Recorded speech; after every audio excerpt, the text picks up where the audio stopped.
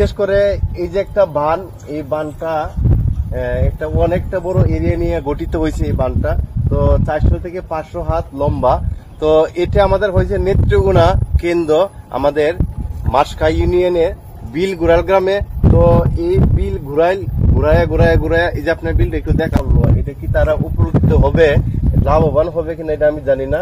এই যে বানটা, এই যে আপনারা তারা দেখেন নৌকা দিয়ে এই জার্মনি গুলা তারা আস্তে আস্তে সরাই দিতে আছে, কারণ বাতাসটা আলি জার্মনি ঢুকে থাকে, আবার কষ্ট করে তারা এইগুলা সরাইতে হয়। তো এই কষ্টটা করতেছে প্রচুর পরিমাণে জার্মনি এখানে তৈরি হয়েছে আমাদের বিলে। তো এই বছর যে জার্মনি হয়েছে, এই জার্মনি আমরা কোন সময় দেখি নাই। তারা এই যে বানটা দেখতেছেন, এই বানটা তৈরি হয়েছে আমাদের বিলের এই একটু বাড়ির আশেপাশের সাইডে দিয়ে। এদিক দিয়ে আপনারা দেখতেছেন বাড়ি ঘর, এদিক দিয়ে ক্ষেত লাগানো অলরেডি শুরু হয়ে গেছে। এটিও সম্পদ, এটিও ক্ষেত লাগানো হবে।